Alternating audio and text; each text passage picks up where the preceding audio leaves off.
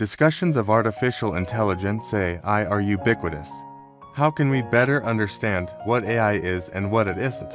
How can we better balance AI optimism and pessimism? How can we conceptualize the human dilemmas of AI? The two authors of this book, former colleagues at Google, use their expertise in AI in unique ways.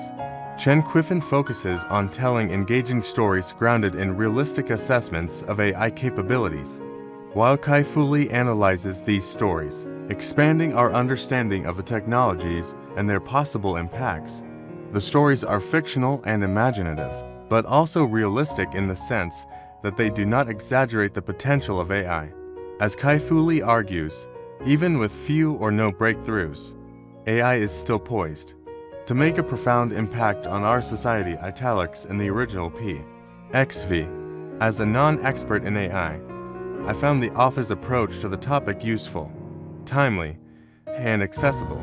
Additionally, because of the quality of the storytelling, I also found the chapters moving.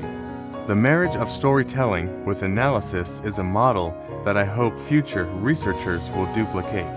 Moreover, because the book discusses topics as wide-ranging as education, jobs, happiness, and romance, scholars of many different disciplines will find this book useful. The book offers 10 unique gateways into the future of AI. However, for the purpose of this review, I have focused on 3. The first of the 10 stories, The Golden Elephant, explores an insurance program that requires users to download apps, some of which help the users lead healthy lifestyles, thus lowering their premiums. The chapter is an excellent introduction to deep learning and the concept of AI externalities. At the moment, the externality that people are most fixated on is political polarization. The idea is that by trying to capture and maintain our attention, social media algorithms are reinforcing negative emotions of fear and anger while reinforcing our pre-existing biases. However, in this story, an Indian girl whose family registers for the AI-enabled insurance program is nudged to avoid a boy from a lower caste. An algorithm, of course, has no feelings. However, based on the way a program trains itself using deep learning, it can perpetuate social biases and prejudices unintentionally simply by maximizing its designated outcome. In the story, the AI somehow detects that by associating with the boy from the lower caste, the girl will be more vulnerable to certain risks, despite having no explicit conception of the effects of the old caste system. The chapter examines a key question: will humanity be stuck with AI that maximize narrow objectives while producing negative externalities? Or can AI be trained to have broader outcomes, for example, training us to be healthier while also eliminating harmful social prejudices? The third story, Twin Sparrows, examines the potential impact of technologies such as natural language processing (NLP) and personalized AI on education. The analysis section of the chapter is a useful introduction to NLP programs such as GPT-3 and Google Brain. In the story, 2 identical twins in Korea become orphans. When they arrive at their orphanage, they are each given an AI to assist them.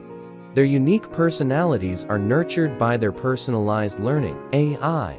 As the story progresses, the characters' eyes adapt as they do, fostering growth into adulthood.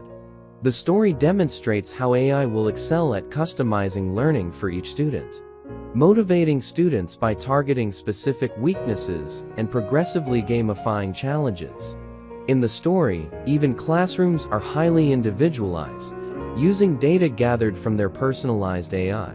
The story also shows how AI could form bonds with people as intimate as family, if not more so. We are shown how the next generations may come to see AI as natural extensions of themselves, a more intensive form of intimacy that many people now share with their smartphones. In such a future, one has to wonder what useful role, if any, human teachers will play, and whether the intensive intimacy that humans find with their AI companions might have consequences even more harmful than current smartphone addiction. The last story of the book, Dreaming of Plenitude, deals with the prospect of a post-scarcity society. This is perhaps the most pleasant aspect of potential technological revolution, a reality that is often depicted in the worlds of Star Trek.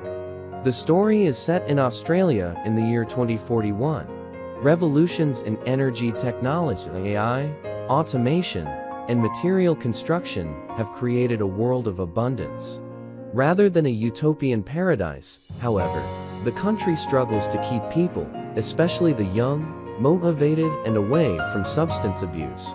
In the story, program called Qiufan rewards citizens for good deeds and volunteer work with Moolah. Moolah is calculated from a wristband that uses AI to analyze data from the volunteer work and quantifies it. A young Aborigine named Kara works as an elder caregiver and does random tasks to earn Moolah. Though the Qiufan system attempts to use AI technology to encourage people to do socially responsible activities, the Moolah it distributes becomes just another status symbol. The story demonstrates that any system is bound to be imperfect, subject to abuse by people who learn to game the system, plagued by gaps and injustices, and thus will need to be improved over time. That is a key theme in most of the stories. Even though improving technology is a blessing, there will be unintended consequences that need to be dealt with in the next generation of technologies. This review has only touched on 3 of the 10 stories. Other stories deal with themes such as worker displacement by AI, the quest for happiness, and the future of romance. Each of these stories was a pleasure to read and made me think about the potential of future technologies in our world. I'm sure that regardless of one's academic discipline, there is a story and section of analysis that will make you reconsider how AI will impact the 21st century. The book, however, is more than just a useful exploration of the future of AI.